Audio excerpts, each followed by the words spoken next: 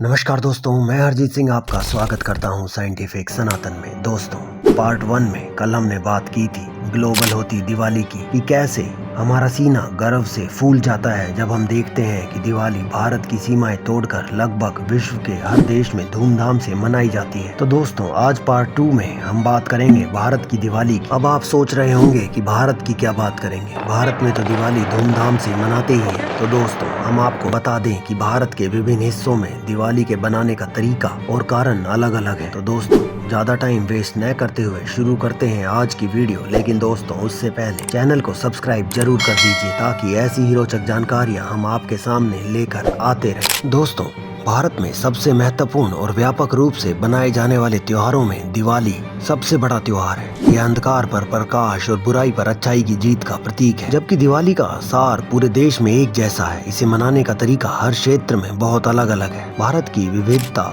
न केवल इसकी भाषाओं, संस्कृतियों और परंपराओं में, बल्कि इसके लोगों के इस रोशनी के त्योहार को मनाने के तरीके में भी झलकती है। तो दोस्तों, शुरुआत करते हैं पूर्वी और पूर्वोत्तर भारत की दिवाली से। पूर्वी भारत में पश्चिम बंगाल, ओडिशा, बिहार और झारखंड राज्य शामिल है। पूर्वी भारत में भी दिवाली का खास महत्व है। यहाँ भी उत्तर भारत जैसी ही दिवाली मनाई जाती है, लेकिन यहाँ के व्यंजनों और पारंपरिक वस्त्रों में काफी फर्क है। इस दिन दिए तो जलाए ही जाते हैं, साथ ही पारंपरिक नृत्य को भी महत्व दिया जाता है। यहाँ प्रकाश करते लोग अपने घरों के दरवाजे खुले रखते हैं, जिससे कि देवी लक्ष्मी प्रवेश कर सके, क्योंकि ऐसा माना जाता है कि देवी लक्ष्मी अंधेरे घर में प्रवेश नहीं करती। पश्चिम बंगाल में दिवाली का त्योहार बहुत उत्साह और उमंग से मनाया जाता है। इसकी तैयारी 15 दिन पहले से शुरू हो जाती है। घर के बाहर रंगोली बनाई जाती है। दिवाली की मध्य रात्रि में लोग महाकाली की पूजा अर्चना करते हैं। पश्चिम बंगाल में विशेष रूप से काली पूजा का त्योहार दिवाली के साथ ही मनाया जाता है। लोग शक्ति और सुरक्षा का प्रतीक देवी काली की मूर्तियों और मिट्टी के दियों के रूप में पूजा करते हैं। शाम को सांस्कृतिक प्रदर्शन और आतिशबाजी का प्रदर्शन होता है। यह देश के बाकी हिस्सों से बिल्कुल अलग है, जहाँ दिवाली भगवान राम पर केंद्रित होकर मनाई जाती है। ऐसे ही ओडिशा में पहले दिन धनतेरस, दूसरे दिन महानीशा और काली पूजा, तीसरे दिन लक्ष्मी पूजा, चौथे दिन गोवर्धन और अन्नकूट पूजा और 5वें दिन भाई दूज मनाया जाता है। यहाँ काली पूजा का खास महत्व है।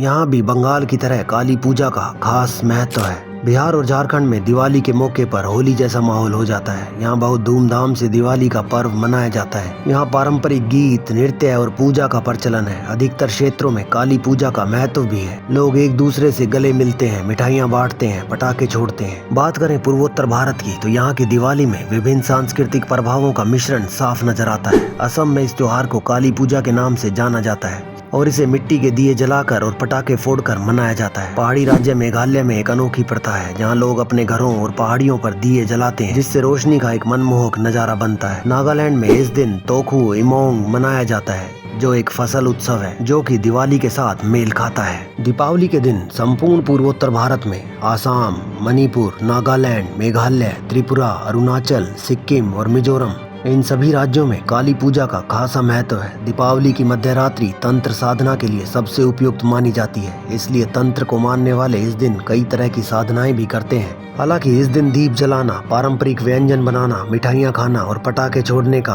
प्रचलन पूरे पूर्वोत्तर भारत में एक जैसा है। इसके बाद दोस्तों, पूर्व से पश्चिम की ओर चलते हैं। पश्चिमी भारत में गुजरात, महाराष्ट्र, गोवा, दादर एवं नागर हवेली और दमन एवं दीव के हिस्से आते हैं। अखंड भारत के दौरान सिंध और बलूचिस्तान के हिस्से भी इसी क्षेत्र में शामिल थे। इसी क्षेत्र के गुजरात के सभी लोग दिवाली से पहले ही रात को अपने घरों के सामने रंगोली बनाते हैं। पश्चिम भारत व्यापारी वर्ग का गढ़ रहा है, तो यहाँ दिवाली में देवी लक्ष्मी के स्वागत का खासा महत्व है। सभी घरों में देवी के लिए चरणों के निशान भी बनाए जाते हैं और घरों को चमकीले प्रकाशों से प्रज्वलित किया जाता है। यह त्योहार यहाँ पर बहुत उत्साह के साथ मनाया जाता है और यहाँ पर भव्यता के साथ साथ फिजूल खर्ची भी काफी देखी जाती है। रंगोली की रंगीन और जीवंत परंपरा, यहाँ रंगीन पाउडर का उपयोग करके जटिल डिजाइन बनाए जाते हैं। गुजरात में दिवाली नए साल के रूप में भी मनाई जाती है। इस दिन कोई नया उद्योग, संपत्ति की खरीद, कार्यालय खोलना, दुकान खोलना और विशेष अवसर जैसे विवाह संपन्न होना शुभ माना जाता है। गुजरात में घरों में देसी घी के दिए पूरी रात जलाए जाते हैं। फिर अगली सुबह इस दिए की लौ से धुआं एकत्रित करके काजल बनाया जाता है जो महिलाएं अपनी आंखों में लगाती हैं। यह बहुत शुभ प्रथा मानी जाती है। उत्तर भारत की ही तरह गुजरात में दिवाली को 5 दिन तक ही मनाया जाता है। वहीं महाराष्ट्र में दीपावली का त्योहार 4 दिनों तक चलता है। पहले दिन वसुर बरस मनाया जाता है जिसके दौरान आरती गाते हुए गाय और बछड़े का पूजन किया जाता है। दूसरा दिन धनतेरस पर्व मनाया जाता है। इस दिन व्यापारिक लोग अपने बही खाते का पूजन करते हैं। इसके बाद नरक चतुर्दशी पर सूर्योदय से पहले उपटन कर स्नान करने की परंपरा है। स्नान के बाद पूरा परिवार मंदिर जाता है। चौथे दिन दीपावली मनाई जाती है और माता लक्ष्मी के पूजन से पहले यहाँ पर पारंपरिक व्यंजन बनाए जाते हैं। पश्चिम भारत में ही गोवा भी आता है। गोवा भारतीय और पुर्तगाली संस्कृतियों के अपने अनूठे मिश्रण के साथ दिवाली को बड़े उत्साह के साथ मनाता है। यह राज्य अपने आश्चर्यजनक और विशाल मिट्टी या धातु के तेल के दियों के लिए जाना जाता है जिन्हें स्थानीय रूप से आकाश कंदिल कहा जाता है, जिन्हें सार्वजनिक स्थानों, घरों और चर्चों में जलाया जाता है। इस दिन लोग पारंपरिक मिठाइयाँ और खाना खाते हैं जिसमें बेबी नका और लड्डू के साथ साथ मछली की करी और झींगा बालचौआ जैसे स्वादिष्ट व्यंजन बनाए जाते हैं। इसके बाद दोस्तों चलते हैं उत्तर भारत, जहाँ दिवाली उत्सव की शुरुआत दशहरे के साथ ही शुरू हो जाती है जिसमें रामायण की कहानी को नाटकीय रूप से दर्शाया जाता है। यह नाटक कई रातों तक चलता है परंतु इसका अंत बुराई पर अच्छाई की जीत के साथ होता है। 5 दिनों तक चलने वाले दीपोत्सव के दिन यहाँ पारंपरिक व्यंजन और मिठाइयाँ बनाई जाती हैं। साथ ही लोग नए वस्त्र पहनकर एक दूसरे से मिलते हैं। इन इलाकों में ताश खेलने का भी चलन है। लोग जुआ खेलते हैं, पटाखे छोड़ते हैं और तरह तरह के पारंपरिक व्यंजनों का स्वाद चखते हैं। लक्ष्मी पूजन के दिन पंजाब, हरियाणा, दिल्ली, उत्तर प्रदेश, उत्तराखंड और अन्य आसपास के इलाकों में घरों को दीपकों,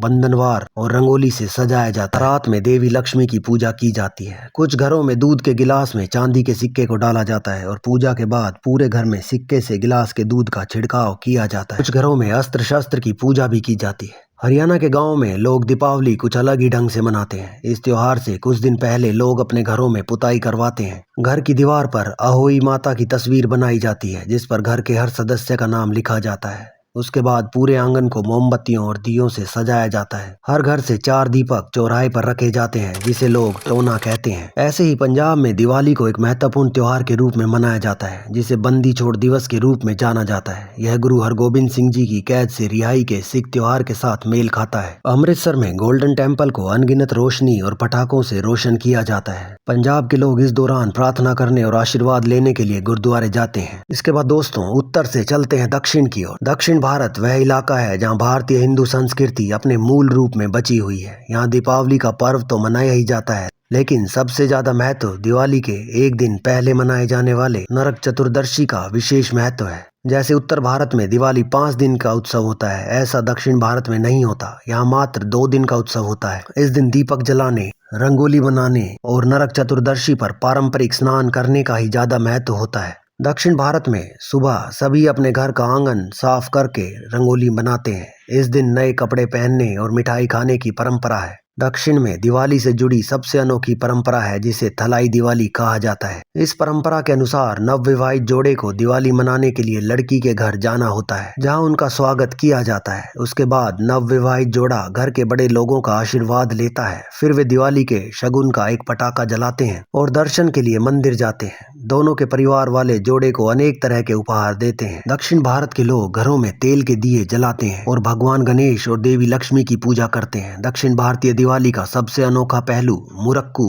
अधीरसम और लड्डू सहित कई तरह के नमकीन और मीठे स्नैक्स बनाना है। इसके अलावा लोग इस अवसर को यादगार बनाने के लिए अपने प्रियजनों के साथ उपहार और कपड़ों का आदान प्रदान करते हैं। दक्षिण भारत के आंध्र प्रदेश में दिवाली में हरि कथा या भगवान हरि की कथा का संगीतमय बखान कई क्षेत्रों में किया जाता है। ऐसा माना जाता है कि भगवान श्री कृष्ण की पत्नी सत्यभामा ने राक्षस नरकासुर को मार डाला था, इसीलिए सत्यभामा की विशेष मिट्टी की मूर्तियों की प्रार्थना होती है। दक्षिण के ही एक अन्य राज्य कर्नाटक में दिवाली के 2 दिन मुख्य रूप से मनाए जाते हैं। पहला अश्विजा कृष्ण और दूसरा बाली पद्यमी जिसे नरक चतुर्दशी कहा जाता है। इसे यहाँ अश्विजा कृष्ण चतुर्दशी कहते हैं। इस दिन लोग तेल स्नान करते हैं। ऐसा माना जाता है कि भगवान कृष्ण ने नरकासुर को मारने के बाद अपने शरीर से रक्त के धब्बों को मिटाने के लिए तेल से स्नान किया था। तीसरे दिन दिवाली के दिन को बाली पद्यमी के नाम से जाना जाता है। इस दिन महिलाएं घरों में रंगोलियां बनाती हैं और गाय के गोबर से घरों को लीपती भी हैं। इस दिन राजा बलि से जुड़ी कहानियां मनाई जाती हैं। इसके बाद दोस्तों चलते हैं मध्य भारत। मध्य प्रदेश और छत्तीसगढ़ सहित भारत के मध्य राज्यों में दिवाली मनाने की अपनी अनूठी परंपराएं और रीति रिवाज है। यहाँ यह त्योहार फसल कटाई के मौसम के साथ मनाया जाता है और लोग अपने मवेशियों और अन्य पशुओं की पूजा करते हैं और उनका आभार जताते हैं। इस त्योहार को अलाव जलाकर मनाया जाता है। इन दोनों राज्यों में दीपावली का पर्व 5 दिनों का ही होता है। यहाँ के आदिवासी क्षेत्रों में दीपदान किए जाने का रिवाज है। इस अवसर पर आदिवासी स्त्री और पुरुष नृत्य करते हैं। यहाँ धनतेरस के दिन से यमराज के नाम का भी एक दिया लगाया जाता है ताकि घर में मृत्यु का प्रवेश न हो। मध्य भारत में रंगोली की जगह मांडना बनाने की परंपरा प्रचलित है। हालांकि रंगोली भी बनाई जाती है, लेकिन मांडना बहुत शुभ माना जाता है। यहाँ दशहरे के बाद से इस त्योहार की तैयारियां शुरू हो जाती हैं।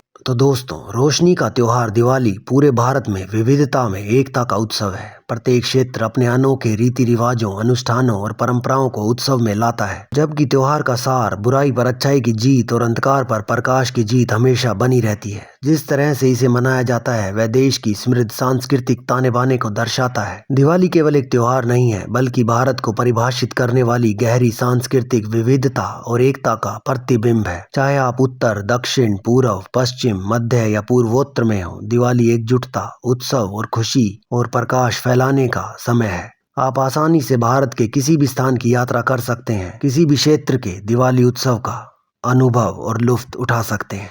तो दोस्तों, आज की वीडियो में बस इतना ही। ऐसी ही रोचक जानकारियों के लिए देखते रहिए साइंटिफिक सनातन। धन्यवाद दोस्तों।